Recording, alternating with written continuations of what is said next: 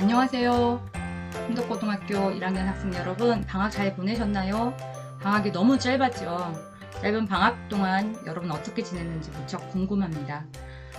사진의 해변은 무척 평화롭고 아름다운데 이렇게 이번 방학이 아름답고 평화로웠으면 좋았을 텐데 너무 짧았고 또 장마는 길어서 수해도 나고요. 코로나도 여전히 기승입니다. 이렇게 힘든 상황이지만 우리가 수해가 나면 같이 돕고 코로나19도 방역 잘 지켜서 같이 이겨내면 참 좋을 것 같아요. 그러면 어떻게 해야 잘 이겨낼 수 있을까요? 뜬금없는 컵라면 사진이 있는데요. 컵라면 수해 현장에서 그리고 방역 현장에서 고생하신 많은 분들의 허기진 배를 달래줬을 것 같고, 여러분도 방학 동안 공부 열심히 하면서 힘들 때 간단하게 컵라면 먹었을 것 같아요. 그죠? 음, 짧은 컵라면에 대한 글이 있어서 읽어보려고 합니다. 라면이 국수나 우동과 다른 점은 면을 한번 튀겨서 익혔다는 것이다. 그래서 끓이지 않고도 먹을 수 있고 끓여서 먹더라도 금방 익혀 먹을 수 있다. 심지어 컵라면은 지속적으로 끓일 필요도 없고 단지 끓는 물을 붓기만 해도 먹을 수 있다. 그런데 왜 하필 3분을 기다려야 하는 걸까? 1분 만에, 아니 끓는 물을 붓자마자 먹을 수 있으면 좀 좋아. 컵라면을 먹을 때마다 3분이 얼마나 긴 시간인지를 새삼 깨닫는다. 컵라면의 면발은 봉지라면에 비해 더 가늘거나 납작하다. 면발의 표면적을 넓혀 뜨거운 물에 더 많이 닿게 하기 위해서다. 그리고 컵라면의 면을 꺼내보면 위쪽은 면이 꽉 짜여 빽빽하지만 아래쪽은 면이 성불게 엉켜있다. 이는 중량을 줄이기 위해서가 아니고 따뜻한 물은 위로, 차가운 물은 아래로 내려가는 대류 현상 때문이다. 컵라면 용기에 물을 부으면 위쪽보다는 아래쪽이 덜 식는다. 따라서 뜨거운 물이 위로 올라가려고 하는데 이때 면이 아래쪽부터 빽빽하게 들어차 있으면 물의 대류 현상에 방해가 된다. 위아래의 밀집도가 다른 컵라면의 면발 형태는 뜨거운 물의 대류 현상을 원활하게 하여 물을 계속 끓이지 않아도 면이 고르게 익도록 하는 과학의 산물이다. 컵라면 면발에는 화학적 비밀도 있다. 봉지라면과 비교했을 때 컵라면 면발에는 밀가루 그 자체보다 정제된 전분이 더 많이 들어가 있다. 라면은 밀가루로 만든 면을 기름에 튀겨 전분을 알파화한 것이다. 하지만 밀가루에는 전분 외에 단백질을 포함한 다른 성분도 들어있다. 면에 이런 성분은 빼고 순수한 전분의 비율을 높이면 그만큼 알파화가 많이 일어나므로 뜨거운 물을 부었을 때 복원되는 시간도 빨라진다. 전분을 많이 넣을수록 면이 불어나는 시간이 빨라져 더 빨리 먹을 수 있게 되는 것이다. 3분이 아니라 1분 만에 익는 컵라면도 만들 수 있다는 말이다. 하지만 전분이 너무 많이 들어가면 면발이 익는 시간이 빨라지는 만큼 불어 터지는 속도도 빨라져 컵라면을 다 먹기도 전에 곤죽이 되고 만다. 시중에 나와 있는 컵라면들이 대부분 끓는 물에 3분을 기다리도록 제조된 까닭이 바로 이 때문이다. 컵라면의 3분은 절묘한 균형 감각 하에 탄생한 마법의 시간인 셈이다. 네, 컵라면에 이런 원리가 숨어 있었네요. 그죠? 이 글은 왜 읽었을까요? 네, 여러분 짐작하신 것처럼 우리 교과서 소통하는 말과 글 2단원 열려라 소통하는 글쓰기에 실려있는 글입니다. 교과서 184쪽이고요. 국어교과서와 삼색 볼펜 그리고 너무나 소중한 여러분의 호기심 준비하고 오늘 수업 계속 해보도록 할게요.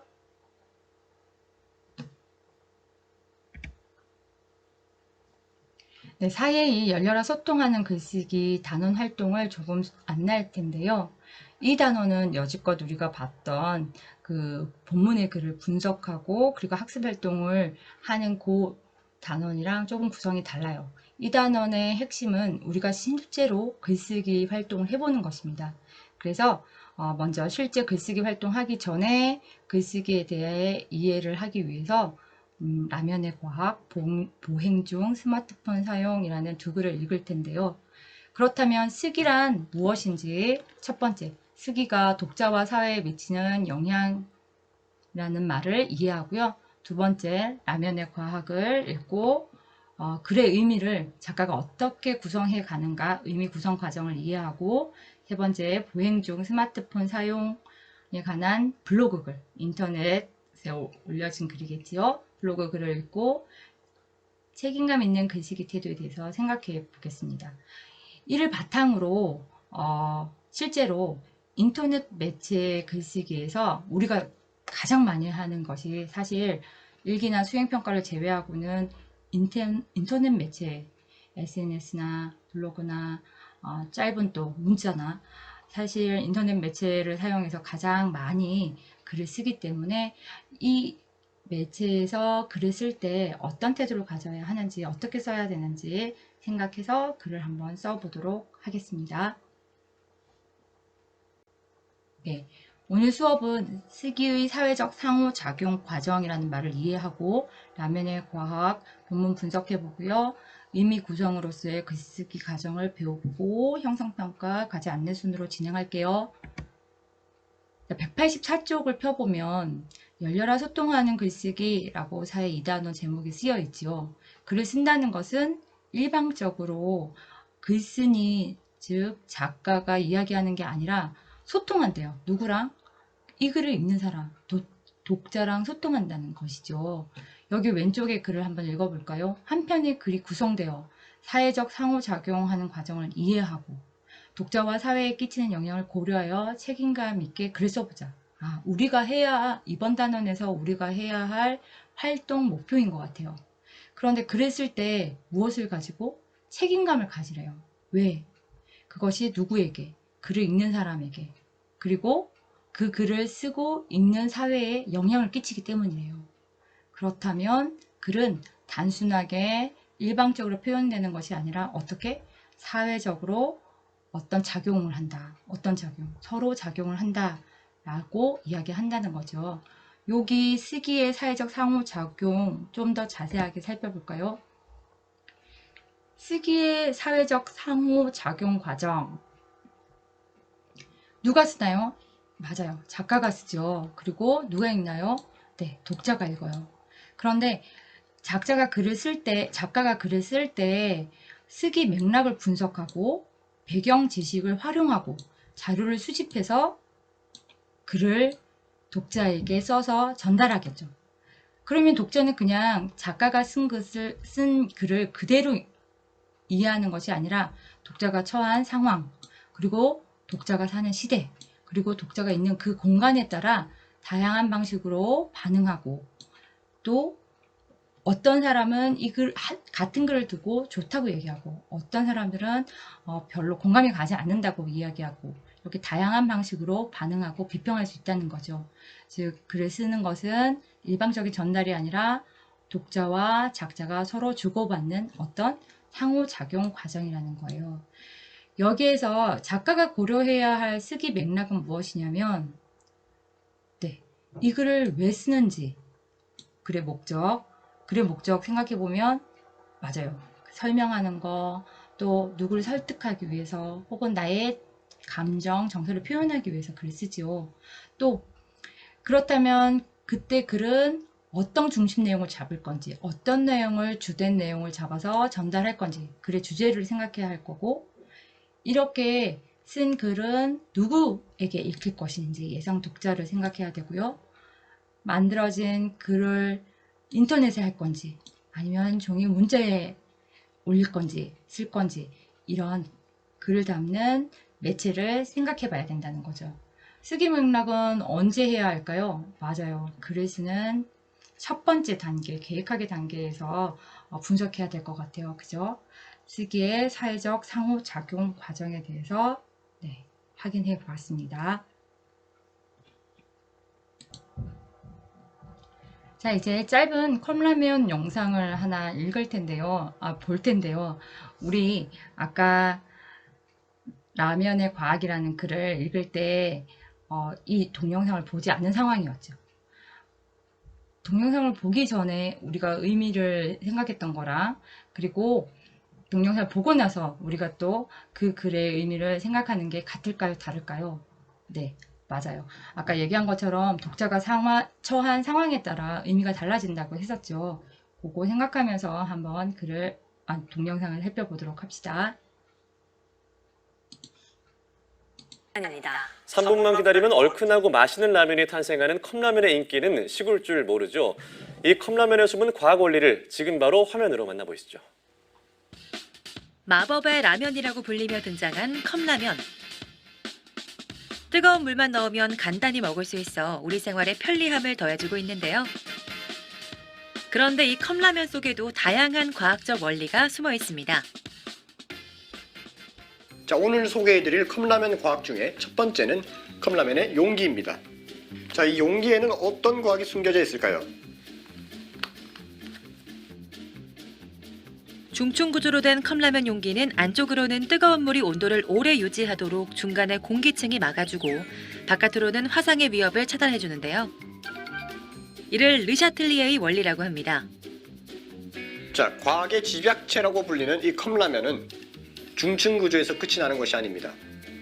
바로 용기에 담겨져 있는 라면이 공중에 떠 있다는 것입니다. 직접 라면 연구원을 찾아가 봤습니다. 일단은 면이 이제 컵의 중간에 떠 있게 되면 뜨거운 물을 붓게 되면 어쨌든 뜨거운 물은 대류 현상에 의해서 위쪽으로 많이 올라가게 되어 있고 또 증기가 위쪽을 향하게 되어 있기 때문에 바닥에 있는 것보다는 물의 온도가 위쪽이 더 높습니다. 윗면을 보게 되면은 아주 촘촘하게 라면들이 들어가 있습니다. 그런데 아랫면을 보게 되면 듬성듬성하게 되어 있죠. 면과 면 사이에 뜨거운 물이 잘 들어가라고 한 것이라네요. 자, 컵라면 면발에 들어있는 과학은 여기서 끝이 아닙니다.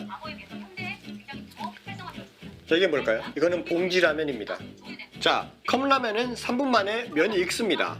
그런데 이 봉지라면은 3분 만에 익을까요? 한눈에 봐도 좀 차이가 보이죠?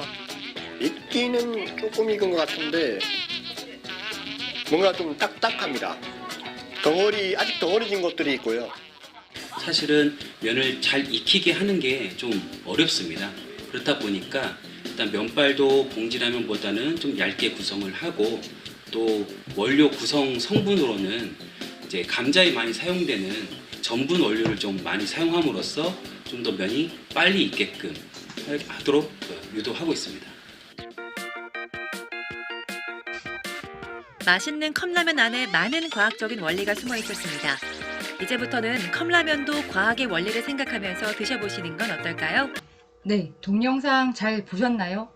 컵라면 어떤 영상이었을까요? 맞아요. 컵라면 속에 숨어있는 과학 원리에 관한 동영상이었죠. 그렇다면 우리가 아까 이 동영상을 보기 전이랑 보고 난 후에 그 글의 내용이 좀 더 얕아졌나요? 깊어졌나요? 맞아요. 이해가 좀 더 잘 되셨죠? 이제는 글을 아까 선생님 목소리로만 들으셨다면 이제는 문자로 글을 직접 한번 읽어보도록 해요. 교과서 184쪽이고요. 네. 라면이 국수나 우동과 다른 점은 면을 한번 튀겨서 익혔다는 것이다. 그래서 끓이지 않고도 먹을 수 있고 끓여서 먹더라도 금방 익혀 먹을 수 있다. 심지어 컵라면은 지속적으로 끓일 필요도 없고 단지 끓는 물은 붓기만 해도 먹을 수 있다. 그런데 왜 하필 3분을 기다려야 하는 걸까? 정말 몰라서 글쓴이가 묻는 걸까요? 독자의 호기심을 유도하기 위해서 질문을 하는 거죠. 설명문에서 우리가 많이 볼 수 있는데 그리고 또 계속 읽어봅시다. 1분 만에 아니 끓는 물을 붓자마자 먹을 수 있으면 좀 좋아? 자기 생각인 거죠. 컵라면을 먹을 때마다 3분이 얼마나 긴 시간인지를 새삼 깨닫는다. 자기의 생각, 자기가 한 경험을 이렇게 제시해 놓고 있는데 이것은 독자들에게 친근감을 주기 위해서죠. 글의 처음 부분에 컵라면의 특징과 그 다음 화제 제시, 화제 대화의 중심 재질을 화제라고 하죠. 무엇에 대해서 이야기하고 있다고요? 컵라면의 특징에 대해서 이야기하고 있네요. 두 번째 문단 볼까요? 두 번째 문단, 컵라면의 면발은 봉지라면에 비해 더 가늘거나 납작하다. 어떤 라면과 컵라면을 비교하고 있나요? 맞아요, 봉지라면. 그런데 유사점이 아니라 차이점을 들고 설명하고 있으니까 맞아요, 대조의 설명 방법이죠. 면발의 표면적을 넓혀 뜨거운 물에 더 많이 닿게 하기 위해서다. 그리고 컵라면의 면을 꺼내보면 위쪽은 면이 꽉 짜여 빽빽하지만 아래쪽은 면이 성글게 엉켜 있다.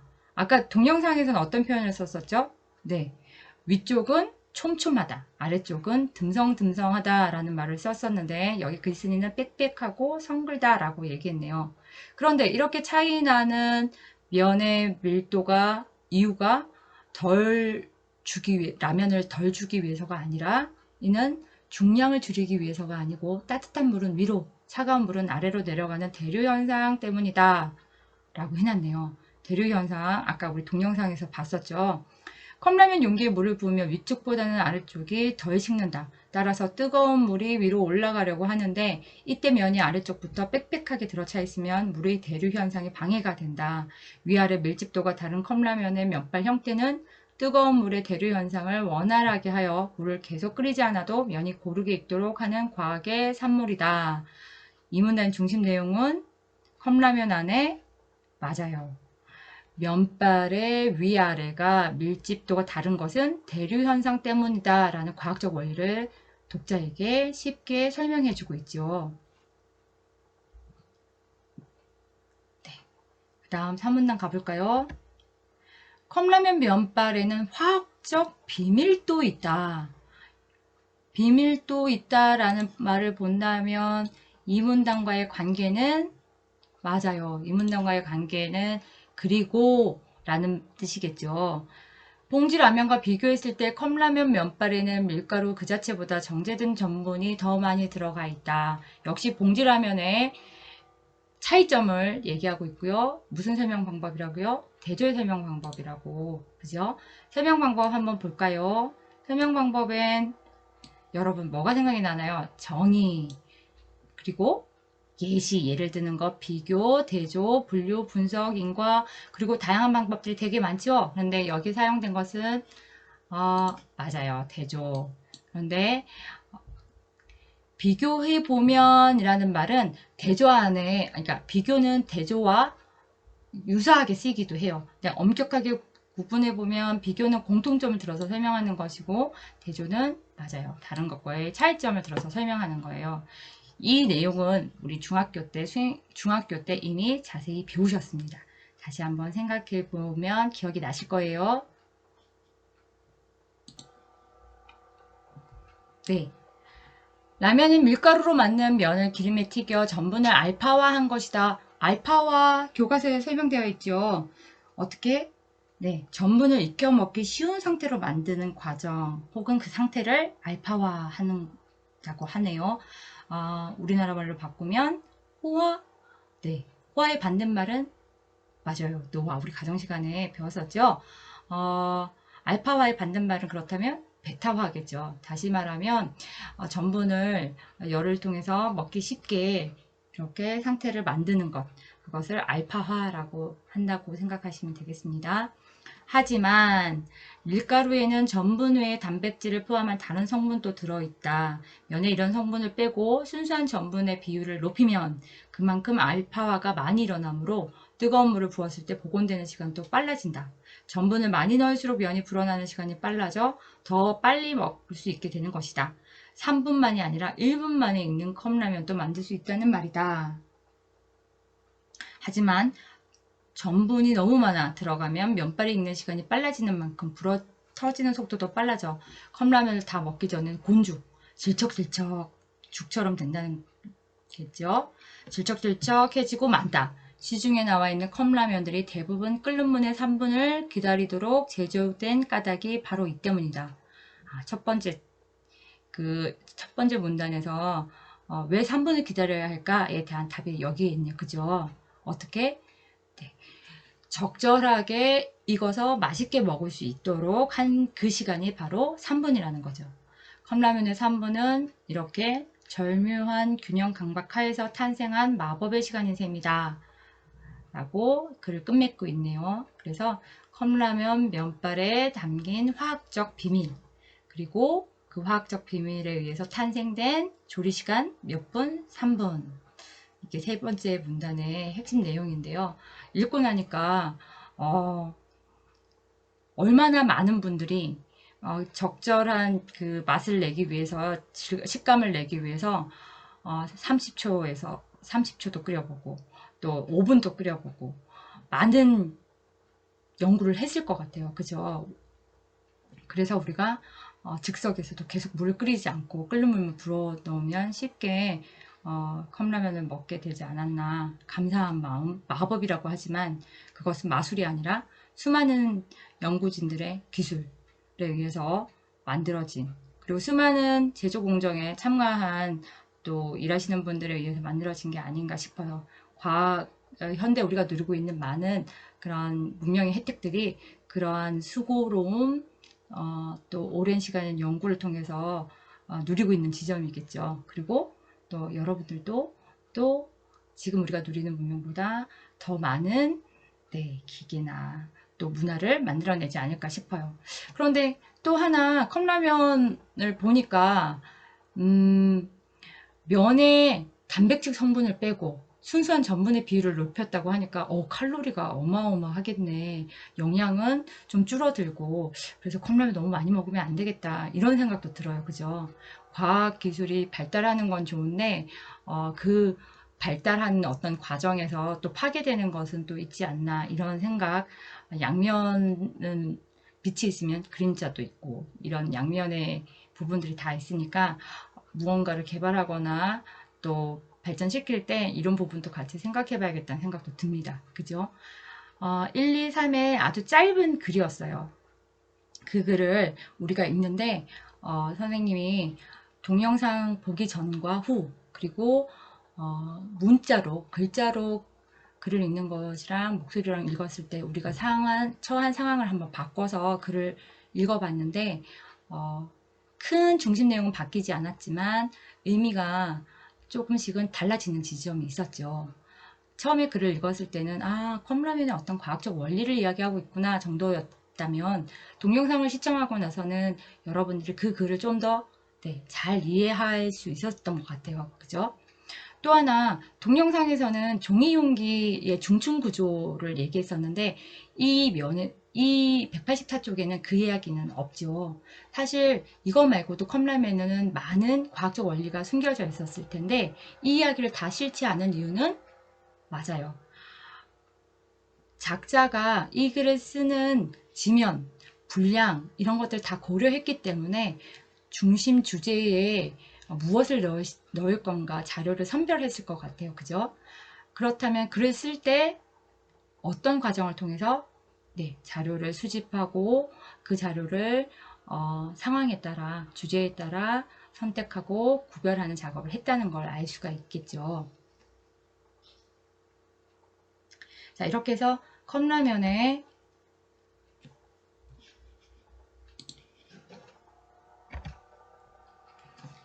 컵라면 속의 과학을 한번 살펴봤는데요. 글의 구성을 살펴보면 처음에는 컵라면의 특징과 화제 제시, 문제를 제기하고, 중간에는 컵라면에 담긴 과학 원리, 첫 번째 대류 현상, 그리고 세 번째 마지막 끝문단에서는 컵라면에 담긴 과학 원리, 면의 알파화, 그리고 면발의 화학적 비밀로 인한 조리의 3분, 이게 중심 내용이었어요. 그죠? 그런데 중간과 끝의 내용이 다 컵라면에 담긴 과학 원리예요. 그죠? 살펴보면 대류현상이라는 컵라면의 과학적 원리 하나랑, 그 다음에 면발에 숨겨진 화학적 비밀, 과학 원리 하나, 이렇게 두 개의 과학 원리가 나란하게 열거되어 있죠. 이렇게 나란하게 열거되어 있는 글의 구성 방식을, 맞아요, 나란히 병, 그리고 나열할 때 열 해서 병렬식 구성이라고 얘기합니다. 그렇다면 라면의 과학은, 맞아요, 병렬식 구성으로 이야기가 글이 쓰여져 있네요. 자, 그래서 구성까지 살펴봤는데요. 라면의 과학 핵심 정리를 해보도록 할까요?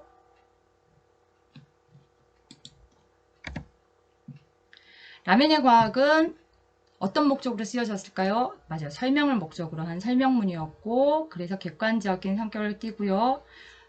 주제, 컵라면에 숨어있는 과학적 원리를 주제로 잡고 있어요.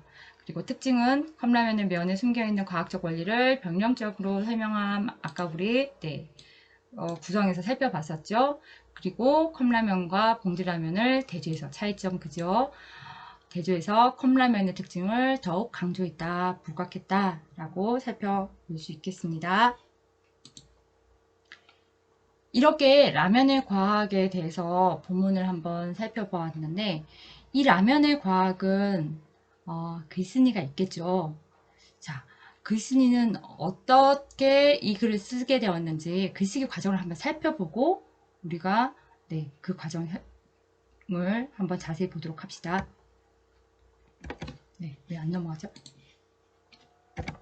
아이고, 자, 글쓰기 과정을 보면 글쓰기는 계획하기, 생성하기, 조직하기, 표현하기, 고쳐쓰기 이렇게 되어 있네요. 5가지 과정.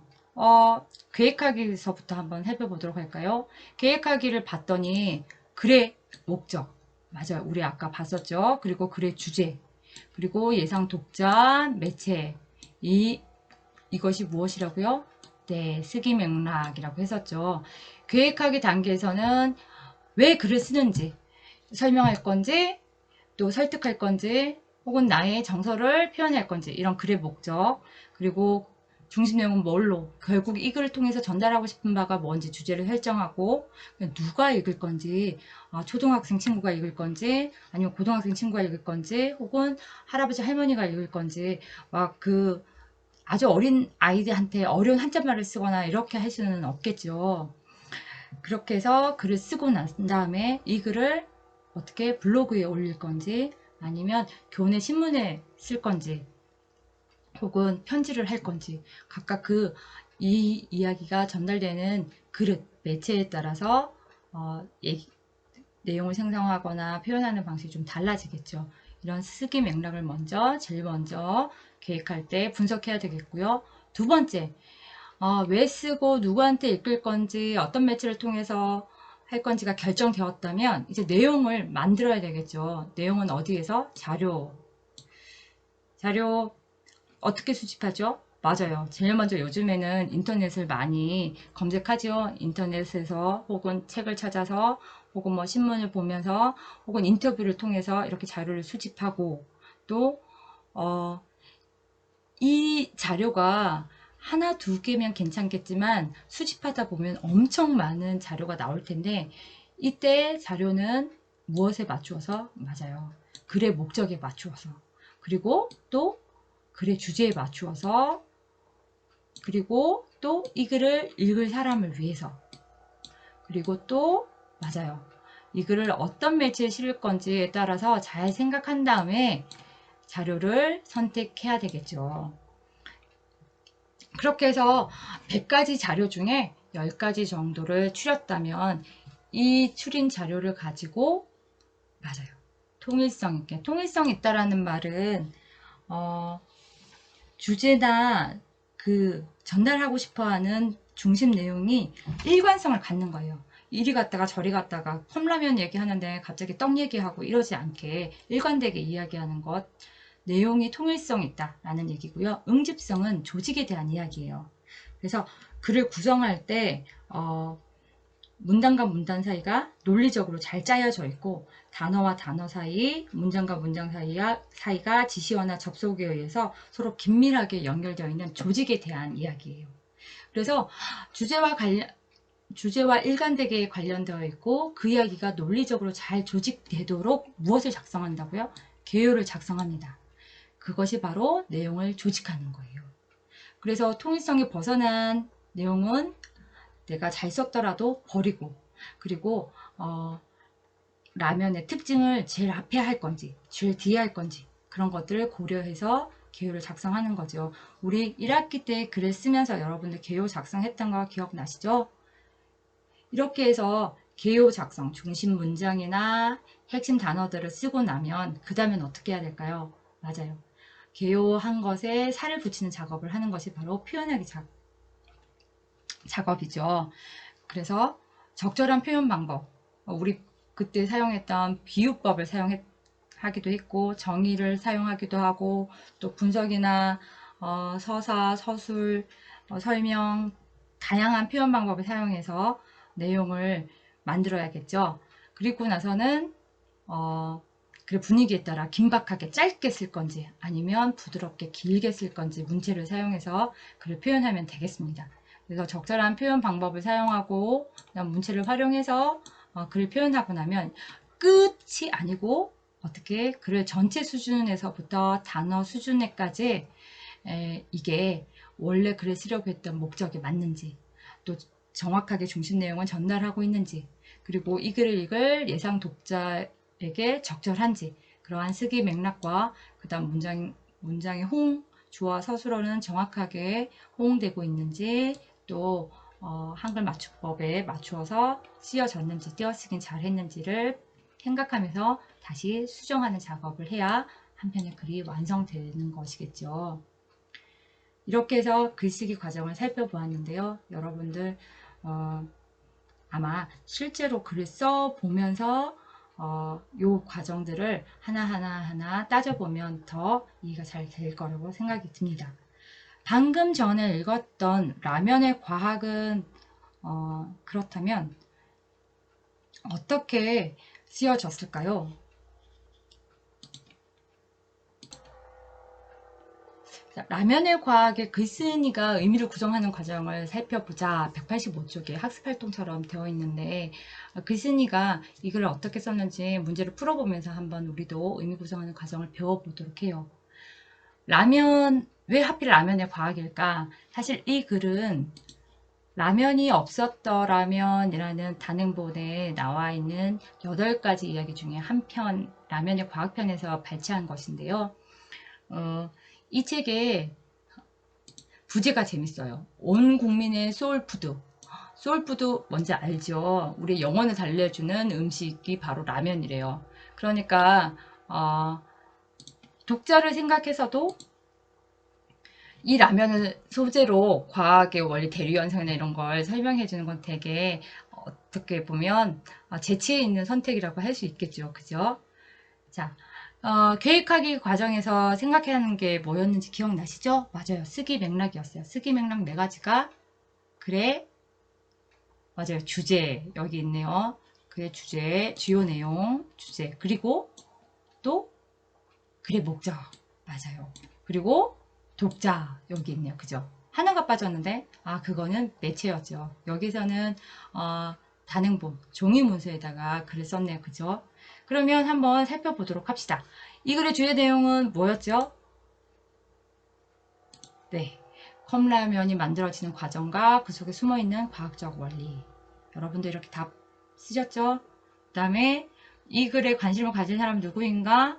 컵라면 좋아하면서 과학적 원리가 궁금한 사람이겠죠. 이 글을 쓴 목적은 무엇일까요? 이 글을 쓴 목적은 맞아요.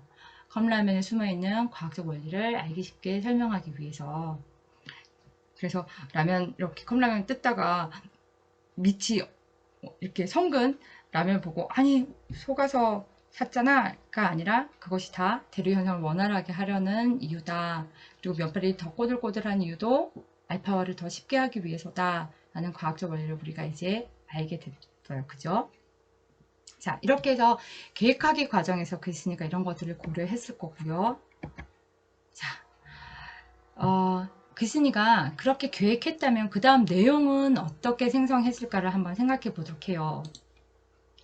자, 내용은 어떻게 생성했을까? 여기 보면 컵라면과 관련된 경험이나 배경 지식을 활용해야지.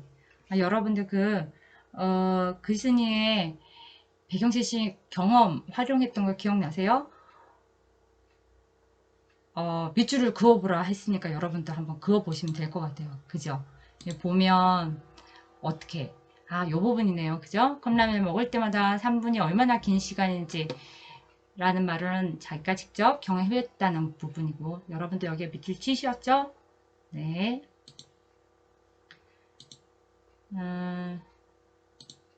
네. 그래서 이거 살펴보면 네, 깨닫는다. 이 부분이었고 두 번째, 전문 지식이 없는 독자들도 쉽게 이해하도록 설명해야겠다. 이 부분은 여러분 한번 찾아보세요. 어디였죠? 몇 문단? 네. 여기에 보면 대류현상 설명하는 지점이 있었죠. 그죠? 이 부분에 밑줄 치셨나요? 두 번째 줄. 여기 줄이기 위해서가 아니라 따뜻한 물은 대류현상 때문이다. 요거 이 부분이 그죠? 과학적 설명 전문 지식이 없는 독자들도 쉽게 이해하도록 설명해야겠다 했던 부분이고요. 그 다음 과학적 사실을 알리고 있으니 정확한 용어나 개념을 사용해야지. 정확한 용어, 개념, 뭐뭐화 했던 거 기억나세요? 맞아요. 거기 세 번째 문단 살펴보면 여기에 라면을 밀가루로 만든 면을 기름에 튀겨 전분을 알파화한 것이다. 했던 거 기억나시죠? 여러분들도 다 이렇게 밑줄 쳤으리라 생각하고요. 살펴보면 답을 한번 이런 부분들 됐을까요? 그래요. 잘하셨습니다. 세 번째, 이 글의 내용 이해를 돕기 위해 어떤 사진이나 그림이 들어가면 좋을지 생각해보자. 이 부분은 글쓰기 과정에서 어디에 해당하는 걸까요?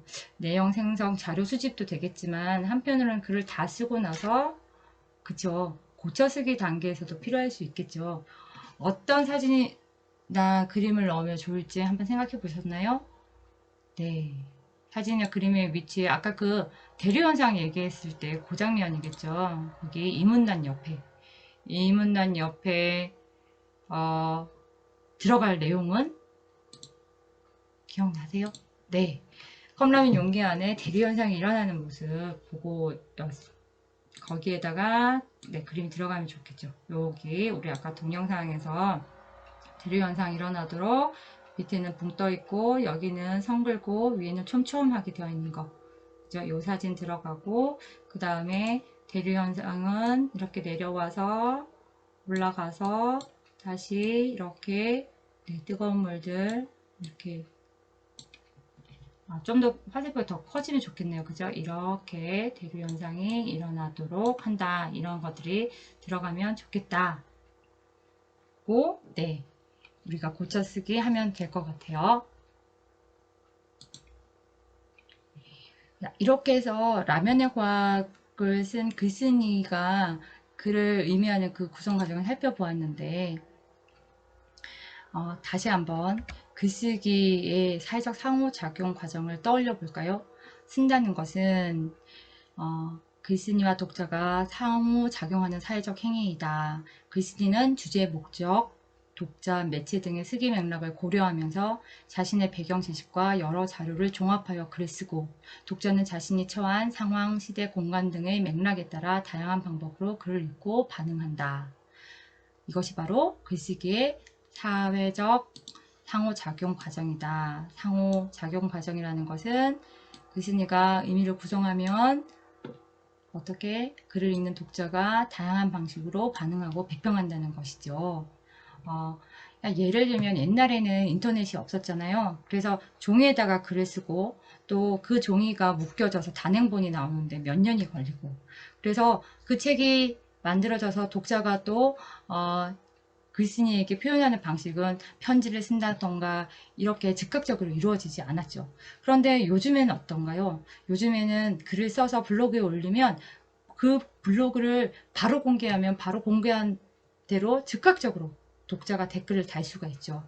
또 어떤 사람은 내 글을 읽고 거기에 댓글을 달기도 하지만 어떤 사람은 그냥 가기도 하고 또 댓글의 내용도 보면 잘한다, 좋다, 공감 간다 이렇게 쓰기도 하지만 못했다, 동의하지 않는다 이렇게 다른 또 평가를 내기도 하죠.